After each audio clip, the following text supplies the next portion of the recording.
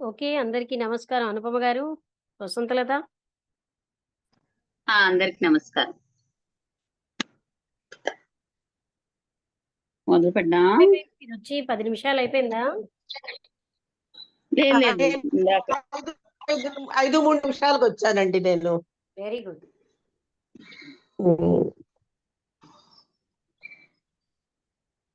ఓం శ్రీ గురు నమస్కారం మీ ఇద్దరికి కూడా. నమస్కారం. ఓం శ్రీ గురుభ్యో నమః. 8 సెప్టెంబర్ 2023 కర్మాధ్యయనము అనే పుస్తకంలోని విషయాలను గురించి లక్ష్మి గారు చదివి మనకి వివరిస్తారు, డిస్కస్ చేస్తారు.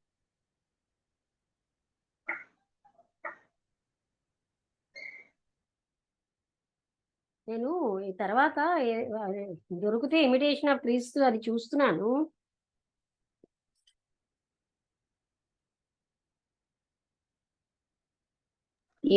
ఏం పుస్తకం అది? థామస్ కెంపిస్ అని, ఆయన కోసం ఒకటి చెప్తాను చూడు. థామస్ కెంపిస్ అనుకుంటాను, ఒక పుస్తకం రాశారు. అందులో ఒక ఇద్దరు స్నేహితులు ఇంటి నుంచి సన్యాసం తీసుకుని జ్ఞానం పొందాలని వెళ్తారు. అంటే సన్యాసం తీసుకుందామని. ఒక అతని పేరు గౌతమ, మరొక అతని పేరు ఇంకేంటో జ్ఞాపకం లేదు. అయితే ఇద్దరు బుద్ధుడు సమకాలికులు అనమాట. ఎవరో బుద్ధుడుట, ఆయన ఉపన్యాసం బాగా ఇస్తారట, అది విన్నాక వెళ్దాం అనుకుంటారు. అయితే ఇద్దరు వింటారు. ఒక స్నేహితుడు అడుగుతాడు, మీరు చేసినవే మీరు చెబుతున్నారా అంటే, బుద్ధుడు అంటాడు, అందరికీ లెక్చర్ బాగానే ఉంది కదా అని అంటారట. అప్పుడు ఆయన ఏమంటాడంటే, కాదు అది ఒక్క నిమిషం. అంటే బుద్ధుడు అడిగాడా మీరు చేసిందే మీరు చెప్తారా అని? ఆ బుద్ధుడిని వాళ్ళిద్దరూ అడిగారు స్నేహితులు. అందులో ఒక స్నేహితుడు అడిగాడు, అంటే అందరికీ బాగానే నచ్చింది కదా అన్నట్ట. ఏమో ఆ గౌతమ అని అతను అంటాడు, నాకు చాలా ఎక్సలెంట్ గా ఉంది, నేను ఇక్కడే ఉండిపోతాను, ఇంక రానంటాడు. ఈ రెండు ఆయన ఎవరైతే బుద్ధుడిని ఇలా అడిగాడో ఆయన ఏమంటాడంటే, ఏదైతే బుద్ధుడు పొందడానికి చేసాడో అవన్నీ నేను తపనలు పడడానికే నేను ఇక్కడి నుంచి వెళ్తున్నాను అని ఆయన వెళ్ళిపోతాడు. అర్థమైందా? అంటే ఏ ఏ తపనలను పడితే కదా ఈ స్థితికి వచ్చాడు, అది అతను చెప్పడం లేదు మనకి. ఆ తపనలన్నీ నేను పడి ఆ స్థితిని తెలుసుకోవడానికి వెళ్తున్నాను అని వెళ్తాడు. అలా అయితేనే అతను బుద్ధుడి స్థితికి వస్తాడు. అలాగే ఫైనల్ గా వస్తాడు ఆయన. అది కూడా థామస్ కెంపిస్ రాశారు. ఇమిటేషన్ ఆఫ్ క్రీస్తు అన్న పుస్తకం థియోసాఫికల్ బుక్. అది ఇమిటేషన్ ఆఫ్ క్రీస్తు. అందులో ఏంటంటే ఎలా ప్రార్థన చేయాలి మనం, అది one of the book to read, చదవలసిన పుస్తకాల్లో పుస్తకంగా పెట్టారు. నీ దగ్గర ఉన్నదా? అది ఉన్నది, ఎటు వచ్చి నేను వెతకాలి. అంటే నేను చాలా పుస్తకాలు ఉన్నాయి, నువ్వు చూసావు కదా. వీలైతే మీరు కూడా ఆ పుస్తకాన్ని వెతికితే అది బైబుల్ లాగే ఉంటుంది చూడడానికి, చిన్న అక్షరాలతో. ఎలా అంటే ఐడియల్ గా ఉందన్నమాట, అందుకోసమే అది పెట్టారు అలా. నిన్న మనం ఆత్మావలోకనం, ఇవాళ కొంచెం చదువుతాను, మీరు ఇంటరాక్షన్. ఓకే, అలాగే చేద్దామా? అలాగే చేద్దాం. అది కాదు, ఇప్పుడు ఏదో అడుగుదాను, పీడిఎఫ్ లో దొరుకుతుందా పుస్తకం? తెలీదు, చూడు. అంటే ఇంగ్లీష్ కనుక దొరకచ్చు. పేరు ఏంటన్నా?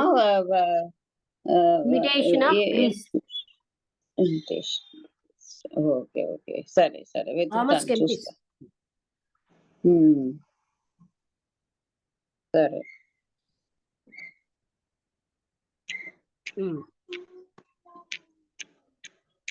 ప్రస్తుతం మనకున్న శక్తియుక్తులన్నింటినీ ఒక్కసారి పరిశీలించుకోవడం మొదటి మెట్టు. మనలో జన్మరీత్యా సంక్రమించిన ప్రత్యేక విశేష విభాగాలు, గుణగణాలు, మంచి చెడు లక్షణాలు, బలహీనతలు ఇవన్నీ మనకున్నాయి. ప్రస్తుతం మన చేతిలో ఉన్న అవకాశాలు, మన చుట్టూ ఉన్న ప్రస్తుత వాతావరణం, వీటన్నిటినీ క్షుణ్ణంగా పరిశీలించాలి. ఓకే,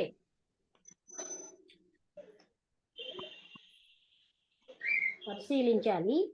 మన శీల సంపదే అతి త్వరగా మార్చుకోవడానికి వీలైనది. దీనిని ఆధారంగానే మన పనిని ప్రారంభించాలి. కొన్ని ప్రత్యేక గుణగణాలను ఎంపిక చేసుకుని వాటిని దృఢపరచాలి. మనలోని బలహీనతలే మనకున్న పెద్ద ప్రమాదాలు. వీటన్నిటినీ ఒకదాని తర్వాత మరొకటిగా స్వీకరించి ఇంతకు ముందు చెప్పుకున్నట్లుగా సంకల్ప బలాన్ని ప్రయోగించాలి. మనం ఎప్పుడూ ఈ సాధనలో బలహీనతని, దుర్గుణాల గురించి గాక మనకి వ్యతిరేకమైన సద్గుణాలను గురించి ఆలోచించాలి. దుర్గుణాల గురించి కాక దానికి వ్యతిరేకమైన సద్గుణాలను గురించి ఆలోచించాలి. మనము ఏ రూపాన్ని గురించి నిరంతరం తపించి మననం చేసి ధ్యానం చేస్తామో తప్పక ఈ రూపాన్నే క్రమేణా అనివార్యంగా పొంది తీరతాం. ఈ విషయంలో ధర్మం ఎన్నటికీ అపజయాన్ని పొందదు. అయితే విజయం పొందాలంటే మనం నిరంతరం సాధన చేస్తూనే ఉండాలి.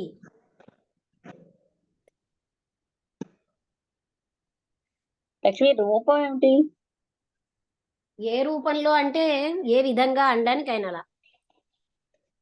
అంటే ఏ విధంగా మనం ధ్యానం చేస్తాము అంటే అతని ఉద్దేశం ఏమిటి? మన సాధన రకరకాలుగా చేస్తాం కదా. సర్ఫేస్ లెవెల్లో తీవ్రంగా, ఫలితం ఆశించక, ఇలా ఎన్నో రకాలు ఉన్నాయి కదా. మనం అంటే మంచి గుణాలు అతను అనేది ఏంటంటే అదే మంచి మనలో ఉండేటువంటి బలహీనతలు అర్థం చేసుకోవాలి, శీలం మార్చుకోవడానికి ప్రయత్నించాలి.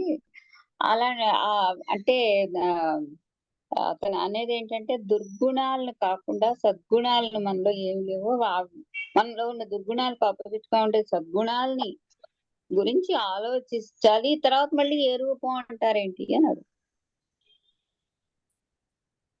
మనం ఏ రూపాన్ని గురించి తప్పించి మననం చేసి ధ్యానం చేస్తామో అంటే ఇక్కడ రూపమే. అంటే రూపం అంటే భగవంతుడా, దేవుడా? అంతే కదా, ఏదో ఒక రూపాన్ని పట్టుకుంటున్నాం కదా. అదే దాని క్లారిటీ కోసం అడిగాను. అదే మనం క్రమేణా అనివార్యంగా పొంది తీరతాం. ఈ విషయంలో ధర్మం ఎన్నటికీ అపజయాన్ని పొందదు. అయితే విజయం పొందాలంటే మనం నిరంతరం సాధన చేస్తూనే ఉండాలి.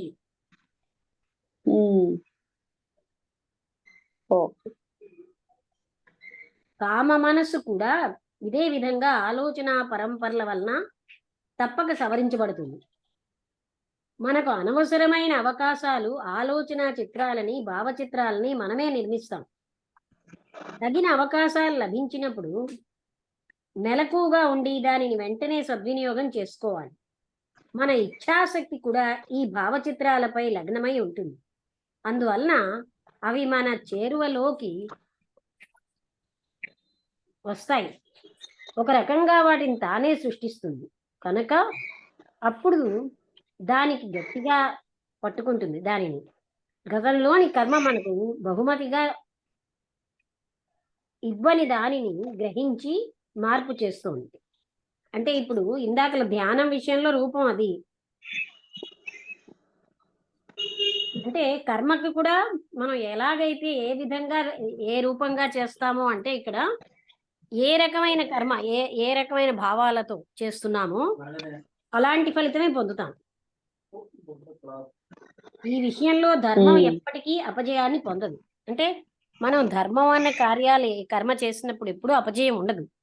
అలాగే త్యాగంతో చేసిన కర్మ ఇలాంటి వాటికి అపజయాలు ఉండవు. కామ మనస్సు కూడా ఇదే విధంగా ఆలోచన పరంపరల వల్ల తప్పక సవరించబడుతుంది. మనస్సు అనవసరమైన అవకాశాల ఆలోచన చిత్రాలను, భావచిత్రాలను, మనకు అవసరమైన అవకాశాల ఆలోచన చిత్రాలని, భావచిత్రాలని నిర్మిస్తాం.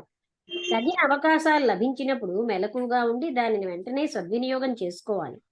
మన ఇచ్ఛాశక్తి కూడా ఈ భావచిత్రాలపై లగ్నమై ఉంటుంది. అందువల్ల అవి మన చేరువలోకి వస్తాయి. ఒక రకంగా వాటిని తానే సృష్టిస్తుంది కనుక అప్పుడు దానిని గట్టిగా పట్టుకుంటుంది. గతంలోని కర్మ మనకు బహుమతిగా ఇవ్వని దానిని గ్రహించి మార్పు చేస్తుంది. ఇప్పుడు మన చుట్టూ ఉన్న వాతావరణాన్ని మార్చడం అన్నిటికన్నా అతి కష్టమైనది. ఇక్కడ మనం అతి మందమైన ద్రవ్యరాశితో వ్యవహరిస్తున్నాం. దీని మీద మన ఆలోచనా శక్తి ప్రభావం అతి తక్కువ. అక్కడ మనకున్న స్వాతంత్ర్యం కూడా చాలా పరిమితం చేయబడింది. ఇక్కడ మన గతం చాలా శక్తివంతంగాను మనం చాలా బలహీనంగాను ఉండడం గమనించవచ్చును. అయితే మనం పూర్తిగా నిస్సహాయులం కాము. పూర్తిగా లొంగిపోవటం వల్లనో సంఘర్షణ వల్లనో చివరికి విజయం సాధించగలం. మన చుట్టూ ఉన్న ఆ విధమైన అవాంఛనీయ వాతావరణాన్ని ఎంతో తీవ్ర ప్రయత్నం వలన కొంత మార్చగలం. ఆ విధంగా మనం మార్చలేకపోయినప్పుడు కూడా దానిని స్వీకరించి అది మనకి ఏమి నేర్పబోతున్నదో నేర్చుకోవాలి. ఇక్కడ వరకు అర్థమైందా? స్లోగా అర్థమవుతున్నది. దాని నుండి మనం నేర్చుకోవలసిన పాఠం పూర్తి కాగానే అది తక్షణమే జీర్ణవస్త్రంలా రాలిపోతుంది. మనకు ఏమాత్రమూ తగని కుటుంబం ప్రాప్తించిందని అనుకుందాం. ఆ జీవాత్మలన్నీ గతంలో మనం చేసుకున్న కర్మ వల్లనే మన చుట్టూ చేరాయి. మనకు ప్రాప్తమైన ప్రతి బాధ్యతను బాంధవ్యాన్ని చిరునవ్వుతో సహనంతో గౌరవప్రదంగా నిర్వహిస్తూ వారి పట్ల మనకున్న రుణాలన్నిటినీ తీర్చివేయాలి. వారు మన పట్ల చూపే నిర్లక్ష్యం చేసిన గాయాల వలన మనలో సహనం పెరుగుతుంది. వారు నిత్య జీవితంలో మనపై చూపే చిరాకు అసహనాల వలన మనలో స్థైర్యాలు పెరుగుతాయి. వారు మన పట్ల చేసే తప్పుల వలన మనలో క్షమాగుణం పెరుగుతుంది. వీటిని మనం ఒక శిల్పి తన పనిముట్లను ఉపయోగించినట్లు ఉపయోగించాలి. మనలోని అతి కఠినమైన శిల వంటి మన వ్యక్తిత్వాన్ని ఈ పరికరాల ద్వారా అతి లలితంగా చెక్కిన శిల్పంగా మార్చాలి.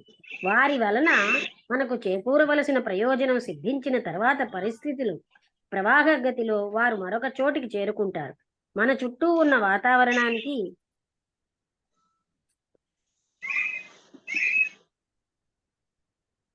అదే సిద్ధాంతం వర్తిస్తుంది. ఇప్పుడు మనం అనుకుంటాం కదా ఈ పరిస్థితులు శాశ్వతం అని.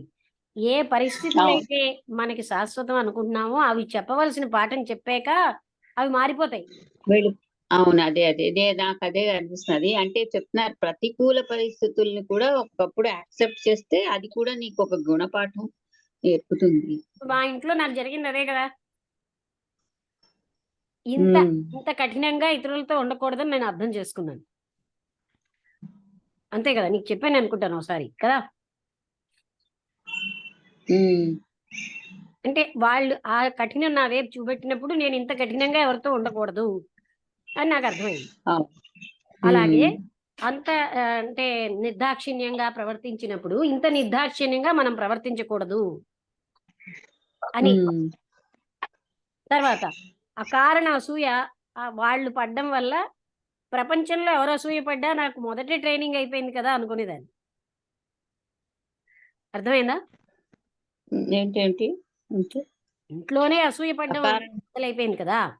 అందుకని స్కూల్లో, కాలేజీలో, ఉద్యోగంలో ఎవరు అసూయ పడ్డా ఇది మొదటి ట్రైనింగే కదా అనుకున్నాను. ఎవరు అసూయ పడ్డా? మా ఇంట్లో మిగతా సిస్టర్స్ అసూయ పడేవారు కదా.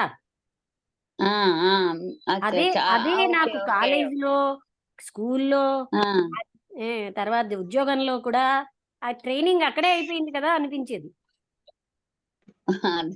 కదా.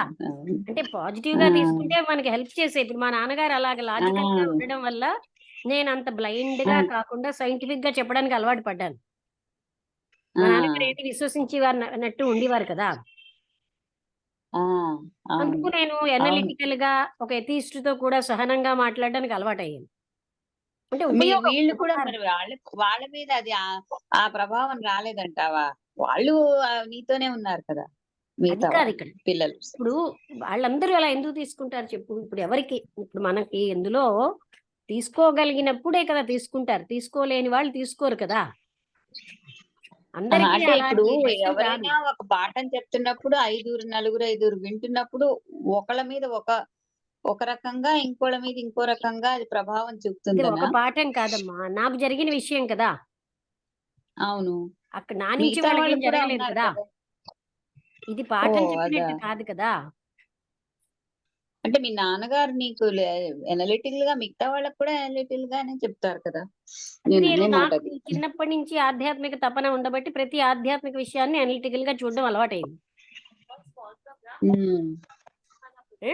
ఒక్క నిమిషం.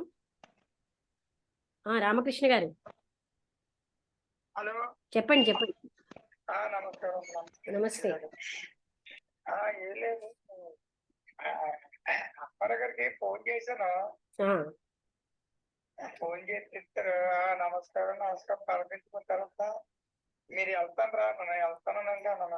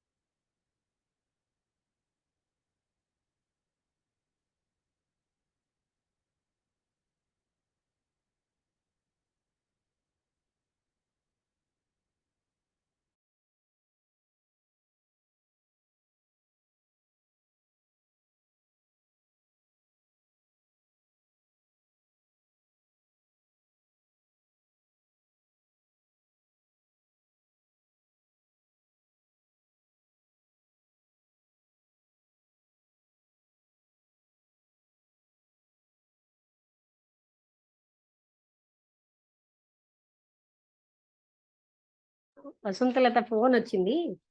అయితే ఎందుకంటే అననుకూల పరిస్థితుల్ని sweet or the uses of adversity అని షేక్స్పియర్ అన్నాడు కదా. అంటే కష్టకాలాన్ని సద్వినియోగం చేసుకుంటే మధురంగా అవుతాయి కదా. వినబడుతోందా?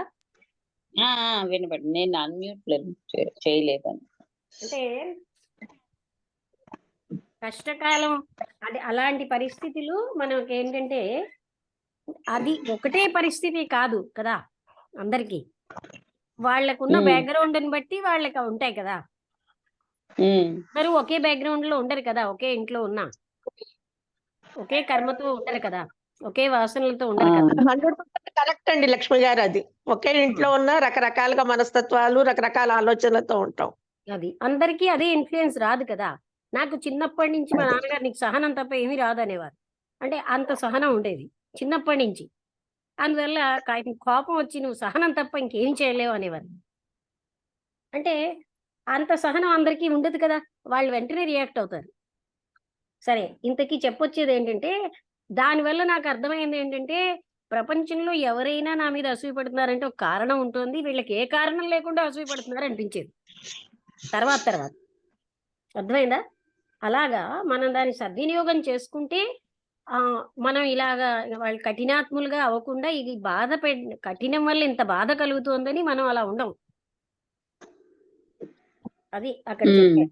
అంటే we also will learn a lesson అని.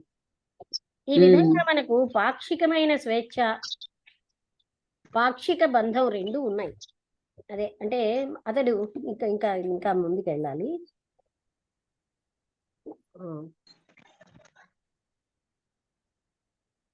అతి లలితంగా చెక్కిన శిల్పంగా మారాలి. వారి వలన మనకు చేకూరవలసిన ప్రయోజనం సిద్ధించిన తర్వాత పరిస్థితులు ప్రవాహగతిలో వారు మరొక చోటికి చేరుకుంటారు. మన చుట్టూ ఉన్న వాతావరణానికి అదే సిద్ధాంతం వర్తిస్తుంది. అంటే మనకి ఎప్పుడు శాశ్వతంగా ఉండిపోతాయి అనుకుంటాం కానీ ఉండవు. మనకి నేర్పవలసిన పాఠం నేర్పిసాక పరిస్థితులు మారిపోతాయి. పైకి వాతావరణం ఎంతో కఠినంగా కష్టాలు పెడుతున్నట్లు కనిపిస్తుంది. గాలి వాలుకు అనుకూలంగా తన తెడ్లను పదును పెట్టుకుని సముద్రంలో ప్రయాణించే నావికుడిలా మనం కూడా జీవితం అనే సాగరాన్ని దాటడానికి సంసిద్ధులం కావాలి. అతడు గాలిని మార్చలేడు కానీ దాని ద్వారానే ఒడుపుగా ముందుకు వెళతాడు. మనం కూడా పరిస్థితులను ఉపయోగించుకోవాలి, వాటిని మార్చలేము.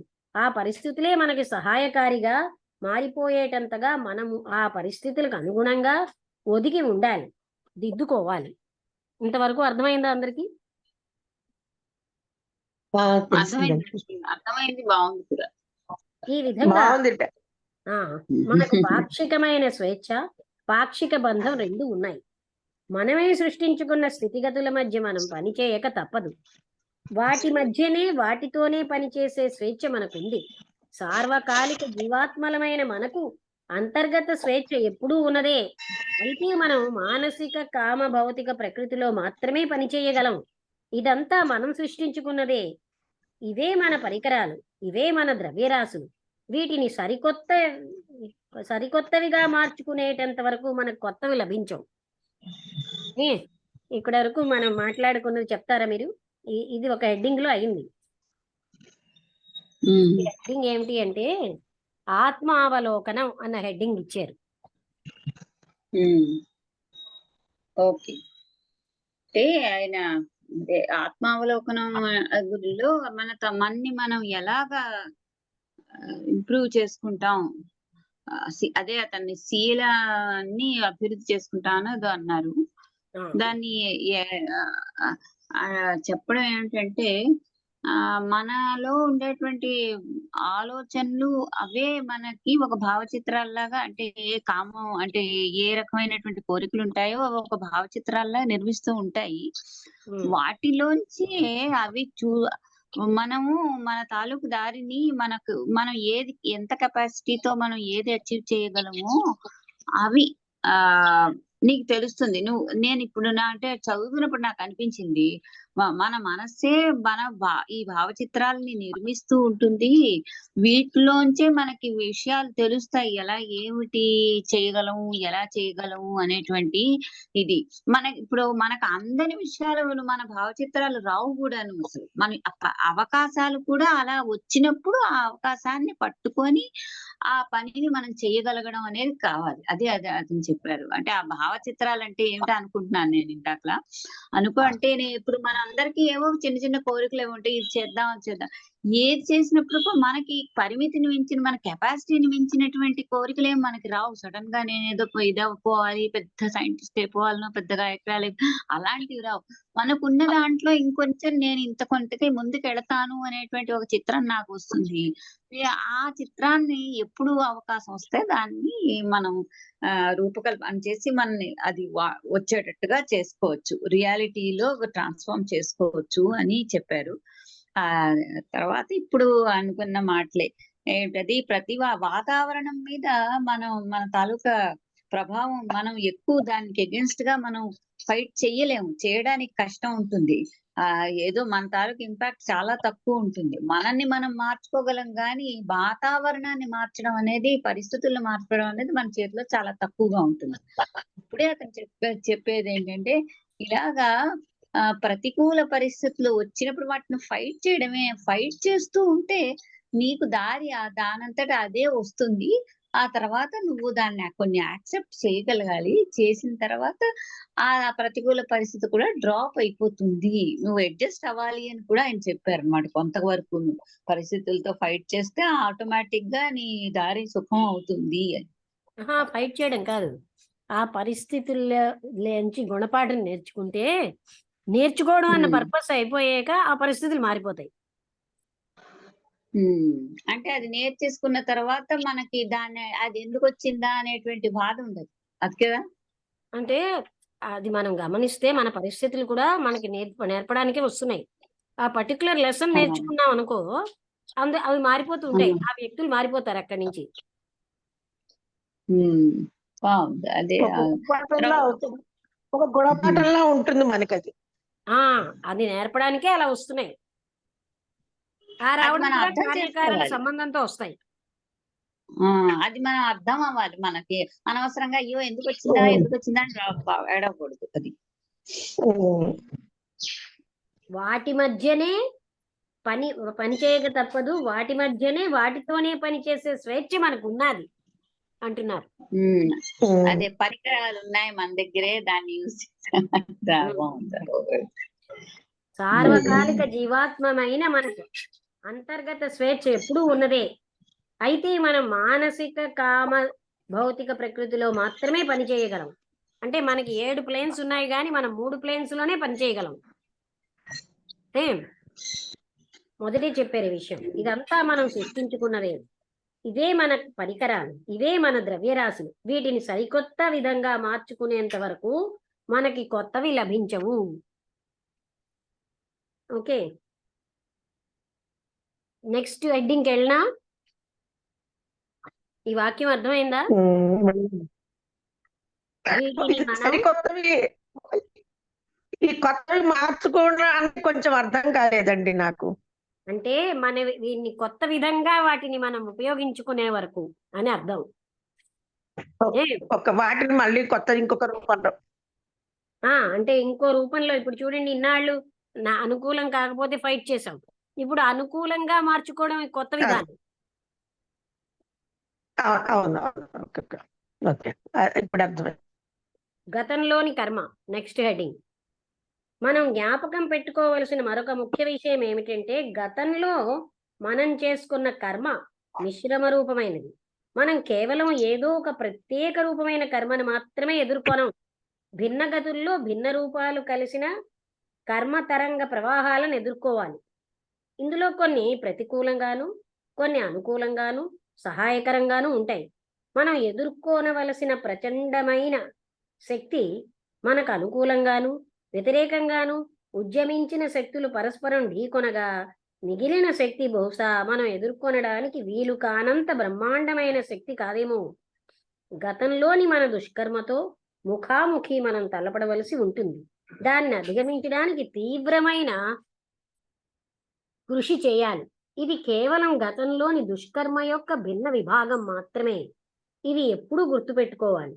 అదే గతంలోని ఇతర విభాగాలు మనతోనే ఉన్నాయని, మనకి శక్తినిస్తూ ప్రోత్సహిస్తున్నాయనే విషయం కూడా గుర్తుపెట్టుకోవాలి. ఈ విధంగా గతం నుండి వచ్చిన ప్రోత్సాహక శక్తులకు ప్రస్తుతం మన తీవ్ర ప్రయత్నం కూడా తోడైతే ప్రస్తుతం మనల్ని వేధిస్తున్న ప్రతికూల్యాన్ని, దాని రూపాలని సమర్థవంతంగా ఎదుర్కొనవచ్చును. అర్థమైందా ఇక్కడ? మనం జ్ఞాపకం ఇంకోసారి చదవండి, కొంచెం వివరంగా చెప్పండి. అంటే మన కర్మ మిశ్రమం. అంటే ప్లస్ మైనస్ 2 కర్మలు మనం గతంలో చేసుకున్న ఒక ప్రత్యేక కర్మను మాత్రమే ఎదుర్కొనం. మనకి ఎన్నో రకరకాలైన కర్మలు ఉంటున్నాయి. భిన్న రూపాలు కలిసిన కర్మతరంగ ప్రవాహాలను ఎదుర్కోవాలి. అంటే కొన్ని ప్రతికూలంగా, కొన్ని అనుకూలంగా ఉంటాయి, కొన్ని సహాయకరంగాను ఉంటాయి కదా. మనకి ఎదుర్కోవలసిన ప్రచండమైన శక్తి మనకు అనుకూలంగాను, వ్యతిరేకంగాను ఉద్యమించిన శక్తులు పరస్పరం ఢీకొనగా మిగిలిన శక్తి బహుశా మనం ఎదుర్కోవడానికి వీలు కానంత బ్రహ్మాండమైన శక్తి కాదేమో. అంటే ఉన్నదాన్ని ఎదుర్కోలేనంత కాదేమో. గతంలోని మన దుష్కర్మతో ముఖాముఖి మనం తలపడవలసి ఉంటుంది. దానిని అధిగమించడానికి తీవ్రమైన కృషి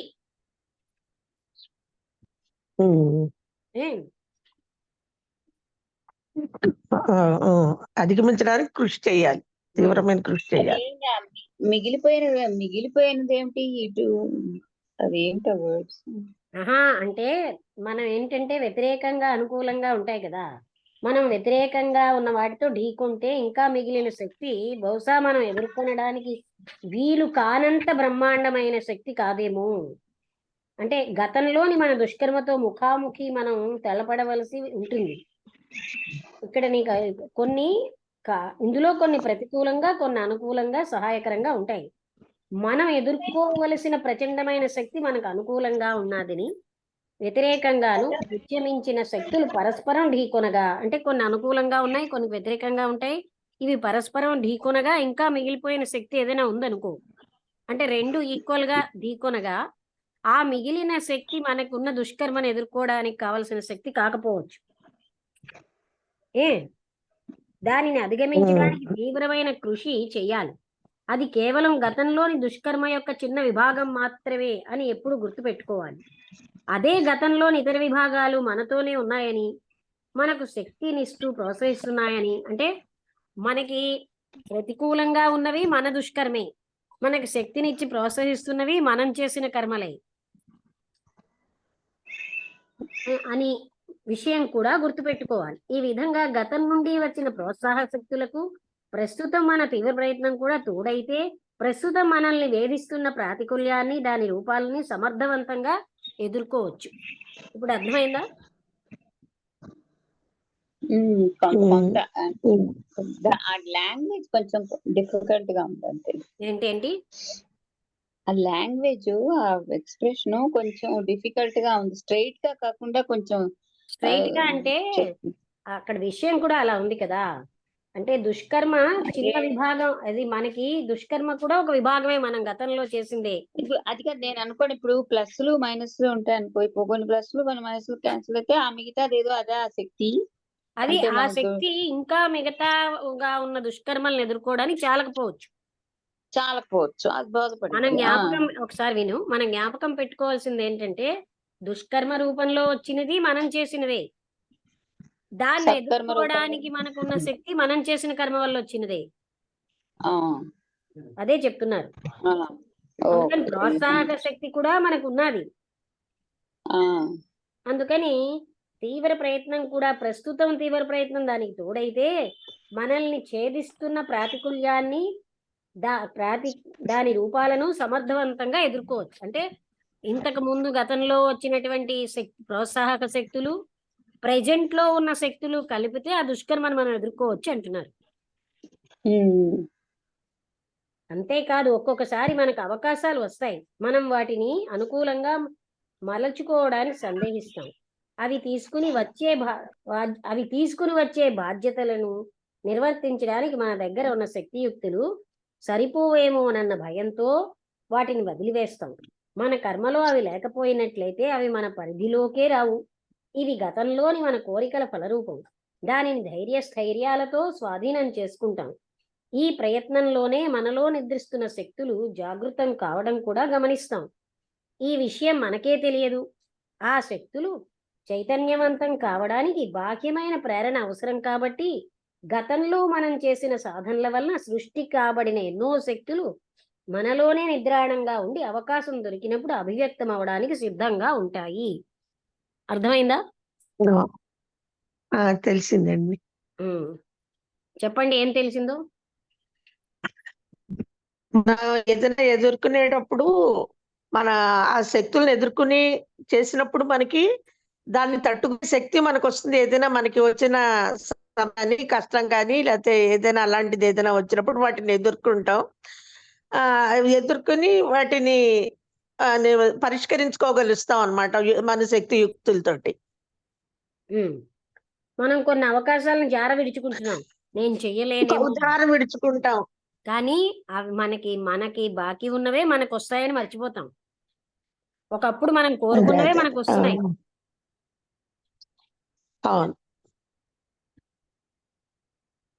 ఆ విషయం మనకే తెలియదు. అంటే మనలో నిద్రిస్తున్న శక్తులు జాగృతం కావడం గమనిస్తాం. ఎలాగా? ధైర్యస్థైర్యాలతో స్వాధీనం చేసుకుంటాం ఈ కోరికలన్నిటినీ. ఆ ప్రయత్నంలో మనలో నిద్రిస్తున్న శక్తులు జాగృతం కావడం కూడా గమనిస్తాం. ఆ విషయం మనకే తెలియదు.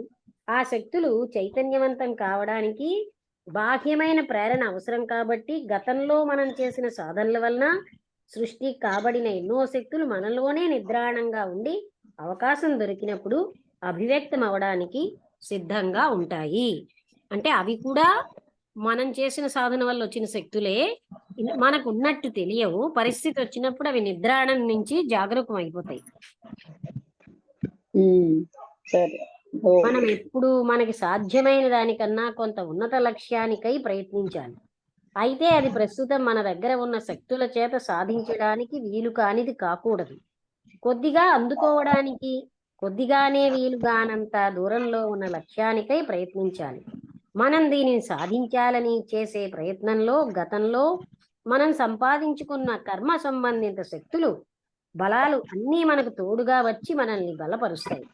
ఏదైనా ఒక పనిని మనం ఇంచుమించుగా చేయగలమని మనకు అనిపించింది అంటే దానికై మనం గతంలో ప్రయత్నించామన్నమాటే. ఆ విధంగా ఆ పని కోసం శ్రమించిన సాధనల ఫలం శక్తి రూపంగా మనలో నిక్షిప్తమై ఉన్నది. ఇది అర్థమైందా? అంటే మనం గతంలో మనం చేసిన పనుల ఫలితాలే ఇప్పుడు మనకి ఒక పనిని నేను చెయ్యగలను అన్న కాన్ఫిడెన్స్ ఇస్తున్నాయి. ఆ శక్తి మనకు ఉందన్నమాట. అలాంటివే అంటే అలా అని అతిగా మనం సాధ్యం కానివి కాకుండా సాధ్యమైన వాటినే చూసుకోమన్నారు. కొంచెం సాధ్యమైన కంటే కొంచెం ఎక్కువ వాటిని మనం చేయగలం అంటే ఇంకెంతో చేయగల శక్తి మనకు ఉన్నదని అర్థం. మనం చేపట్టిన పనిలో అపజయం పొందిన సాధించిన సమీకృత శక్తుల రూపం మనలోనే అంతర్గతంగా ఉన్న శక్తుల నిధిలోకి చేరుకుంటుంది. ఈనాటి అపజయం అంటే అర్థం రేపటి విజయమే. అర్థమైందా? ఇవాళ మనం ఓడిపోయినా బికాజ్ ఆ స్ట్రెంత్ అంతా మన దగ్గర సమీకరించుకుంటున్నాం. సో ఈనాడు అపజయం రేపటి విజయమే అవుతుంది. ఇంతవరకు అర్థమైందా? ఓ 2 వాక్యాల్లో చెప్తారా? చూసావా ఇవాళ మీరు చెప్తుంటే ఇంట్రెస్టింగ్ గా ఉంది కదా టాపిక్. డిస్కషన్ చేస్తే బాగుందండి. అదే రోజు ఏమిటో నేను ఏదో టేప్ రికార్డర్ లాగా చదవడమే అనిపించింది. ఓకే, అంటే ఇప్పుడు అదే మనకి గతంలో ఉండేటువంటి కర్మ గురించి కదా చెప్తున్నారు. గతంలో చేసినటువంటి ఏదైనా పని చేద్దామని చేసినటువంటి ప్రయత్నాలు అవి ఉన్నాయి. అవి పాస్ట్ లో చేసినవి అవి నిశ్చితంగా లోపటగా ఉంటాయి. అవి అలాంటి పని మళ్ళీ చేద్దాం అనేటువంటి కాన్ఫిడెన్స్ గాని దాని మీద ఉండే కోరిక గాని రావడానికి కారణం మనం గతంలో చేసినటువంటి ఆ శ్రమే, ఆ ఎఫర్టే మనకి హెల్ప్ చేస్తుంది, ఒక కాన్ఫిడెన్స్ ఇస్తుంది. అవి చేస్తూ ఉంటే మనకి డెఫినెట్ గా ఏంటంటే ఒకనాడు అది చెయ్యగలను అనేటువంటి అదే ఆ శక్తి కూడా వస్తుంది అని మొదట్లో మనకు తెలియకపోవచ్చు. కానీ మనకి అనుకోవడం కూడా, కోరిక పుట్టడం కూడా దానికి కారణం కూడా గతంలో ఉండేటువంటి మనం ఎప్పుడో అనుకున్నాం అయి ఉంటుంది, చేసి ఉంటాము. ఆ తాలూకు ప్రభావం వల్ల మనం ప్రెజెంట్ లో కూడా మనం వాటి మీద దృష్టి పెడతాము అని. అలాంటి అవకాశాలు మనకు వస్తూ ఉంటాయి. మనం ఏమనుకుంటాం, ఇవి మనం చేయలేమని వదిలేస్తూ ఉంటాం. కానీ మనం ప్రయత్నిస్తే చెయ్యగలం. ఆ చెయ్యడంలో అపజయం పొందినా ఇప్పుడు మళ్ళీ కొన్ని శక్తులు మనలో అక్యుములేట్ అవుతున్నాయి. అందుకని నెక్స్ట్ అది విజయానికి సాధించుతాం అంటున్నారు. ఈనాడు అపజయం రేపటి విజయానికి కారణం రేపటి విజయంగా వస్తుంది. అంచేత మనం అంటే డోంట్ లూజ్ హార్ట్. ఎవరికైనా అంటే ఒక్కసారి మనకి అవ్వకపోతే ఇంకా రాదు అని ఇది అవ్వకూడదు. నిరుత్సాహపడకుండా మళ్ళీ ప్రయత్నం చేయడం. ఆ ప్రయత్నం చేయడంలో శక్తులు అక్యుములేట్ అవుతున్నాయి అంటున్నారు. అప్పుడు మనం అపజయం పొందినా ఆ శక్తులు అక్యుములేట్ అవడం బట్టి నెక్స్ట్ టైం విజయం పొందుతాం. అది చాలా బాగుంది కదా విషయం. స్టూడెంట్లకు ముఖ్యంగా. ఓకే, ఇందులో టైం కూడా 1 మినిట్ కంటే 1 మినిట్ 13 సెకండ్స్ ఉంది కనుక నేను ఇక్కడికి ఆపినా. సరే అలాగే సరే. అబ్రప్ట్ గా ఎలాగ కట్ అవుతుంది కదా అన్నట్టు. లక్ష్మి PDF ఉందా? అది లక్ష్మి కర్మాధ్యాయం తెలుగులోనా? The imitation of Christ. నేను అన్నాను కదా ఇంగ్లీష్ వాటికి ఉంటుంది. అయితే నాకు పంపించు, నాకు ఆ పుస్తకం వెతకక్కర్లేదు. చూసాను, ఇప్పుడే చూసాను మధ్యలో చూడు. అయితే ఏన్షియంట్ విజ్డమ్ కి కూడా ఉందేమో. ఏన్షియంట్ విజ్డమ్ బై అని బిసెంట్. ఓహో, అని బిసెంట్ మనం అనుకోలేదు కదా అవి. అది కాదు, నేను అది కూడా ఒక పుస్తకం మనకి, అంటే ఇంకో గ్రూప్ కి చెప్పాలి. ఇది మీకు చెప్తే అది, లేకపోతే అది వాళ్ళకి చెప్తే ఇది మీకు, అలా చెప్పాలనుకున్నాను. ఏన్షియంట్ విజ్డమ్ చూస్తాను ఉంటుందేమో, ఎందుకంటే వాట్ ఎవర్ ఇన్ ఇంగ్లీష్